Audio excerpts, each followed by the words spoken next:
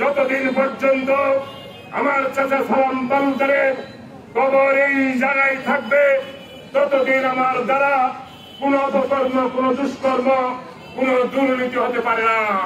এই রাজনৈতিক জীবনে আমি আপনাদেরকে কোনোদিন ঠকিয়েছি কিনা, সরিষাবাড়ির বাসীকে কোনোদিন ঠকিয়েছে কিনা, আমি রাজনৈতিক ময়দানে আপনাদের সাথে থেকেছি কিনা আপনাদের জ্বলন্ত প্রমাণ।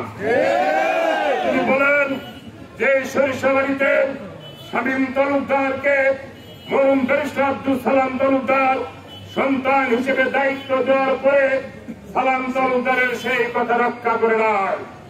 আজকে কবরের পাশে দাঁড়িয়ে আমার কাছে সাহিত্য আছেন, আমি কবরের পাশে দাঁড়িয়ে বলতে পারি যতদিন পর্যন্ত আমার চাচা সালাম তালুকদারের কবর এই জায়গায় থাকবে ততদিন আমার দ্বারা কোন অপকর্ম, কোন দুষ্কর্ম, কোন দুর্নীতি হতে পারে না।